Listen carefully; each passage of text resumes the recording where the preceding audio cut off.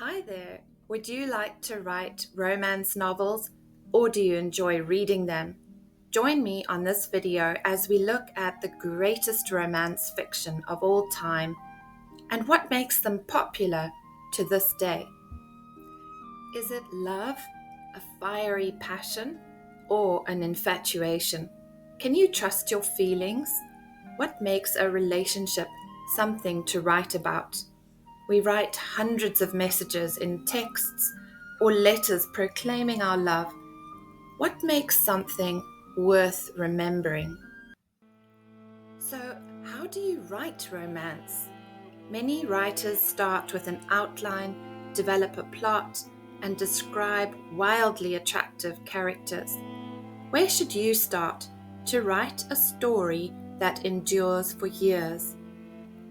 Begin with yourself and do a little analysis of your own feelings. Remember the last time your heart was broken? It can be painful, and sometimes we don't want to sift through ugly thoughts or memories. But it's important for your reader to engage with something real.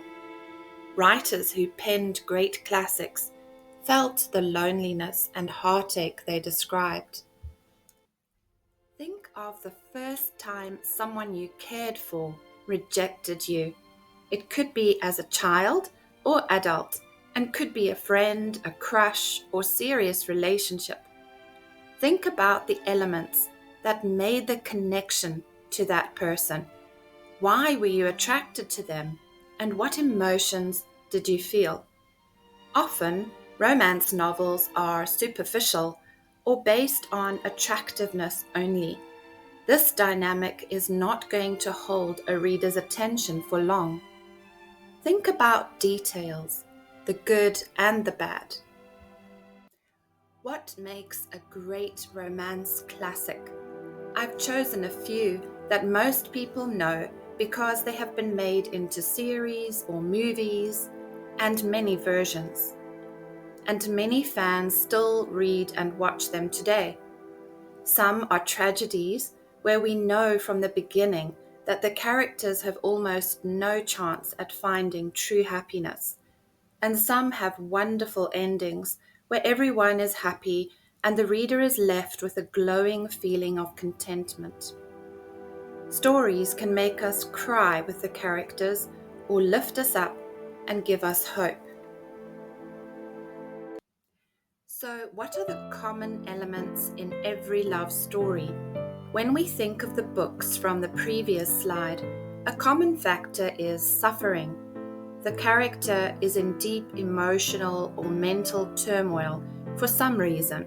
It could be low self-esteem or due to abuse, or trying to find love, affection, or connection that will give their lives meaning. They feel a lack, some of them due to poverty and no resources, but it can also be a lack of love and emotional needs, like a need for adventure or excitement, or to triumph over persecutors. They are often in a vulnerable situation socially, financially, or because they have no support from family or friends. This word, friendlessness, is weird, but conveys that emptiness in their lives. They feel emotions strongly, so they don't kind of like someone or maybe want something. They are strongly driven to achieve their goals. Then, why are the couples attracted to each other? In most romantic novels, the aspect of physical attraction is exaggerated, and the story is lost as the writer focuses on how beautiful or handsome characters are. Try to dig deeper to find your character's motivations. There can often be conflict, especially initially. For example, in Pride and Prejudice, Mr. Darcy famously rejects Lizzie at a dance, but later, desire kindles. There is curiosity. Darcy sees Lizzie playing with a dog. She walks a long way in the mud to take care of her sister, and She expresses her opinions with intelligence. He begins to realize there is more to her than he thought, and he begins to change his opinion of her. Characters could also feel sympathy for each other. In Wuthering Heights, Catherine feels sorry for Heathcliff as a little boy who is treated badly. Of course, forbidden fruit is more tempting, and Romeo and Juliet are classic examples of where their families despise each other, and so any relationship would be unthinkable. But Anna Karenina is also in a position of falling desperately in love with a younger man as a married woman, and the relationship is taboo. The object of affection must have some kind of personality, charm, charisma, wit, maybe humor, to make us understand why the character loves them. And together with that, in some books, is this quality of adorableness, perhaps little things they say and do that touch our hearts. It could take the form of writing a moving letter, expressing their feelings or motivations, or it could be a heroic, self-sacrificing act, or taking care of another family member, like a father or child of the main character, for no reason other than love. Every great romance classic is full of obstacles.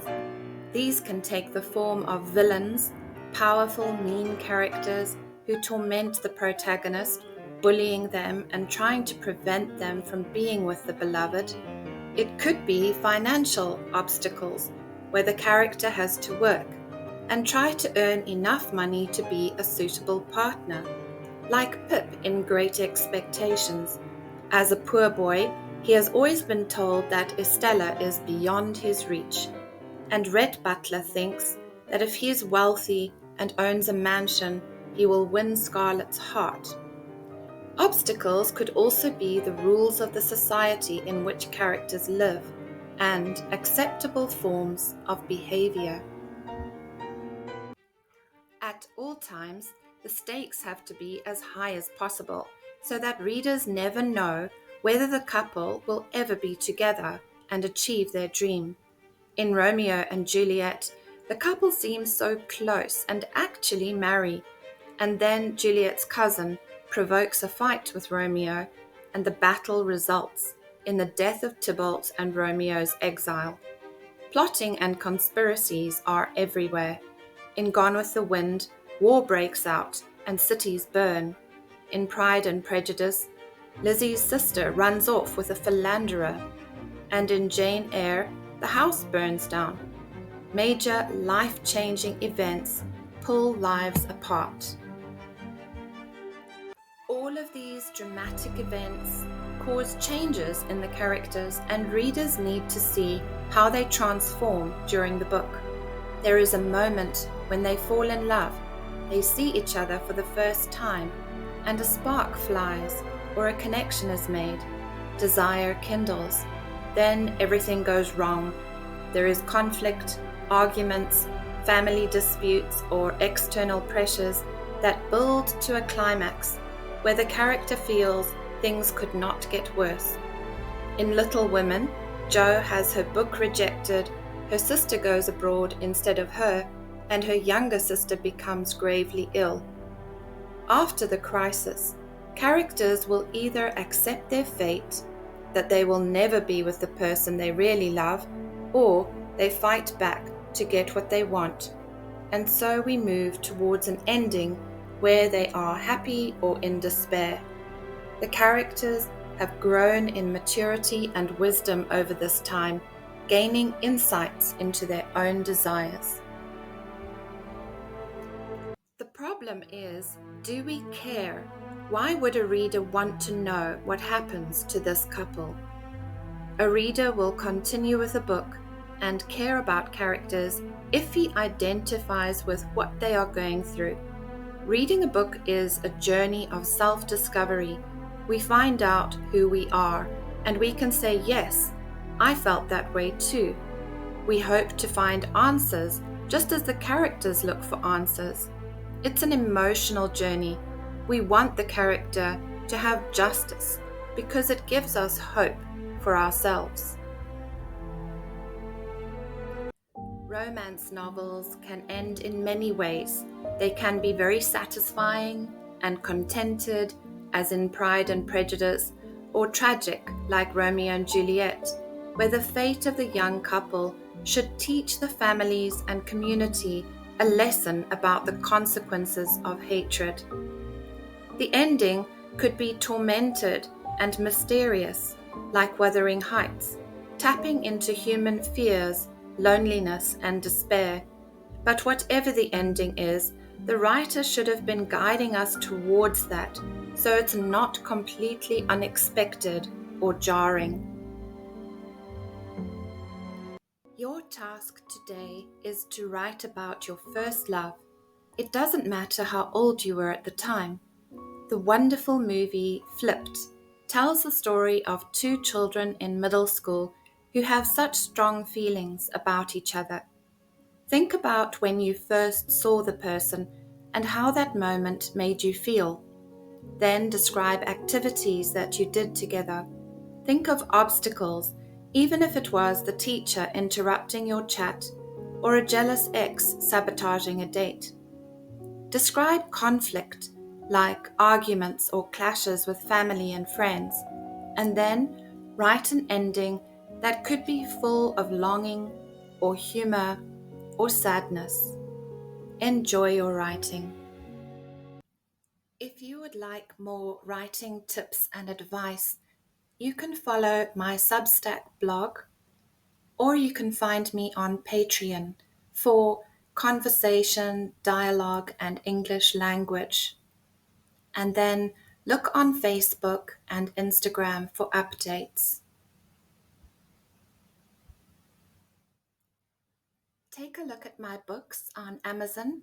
They are available as ebooks or paperback. Thank you.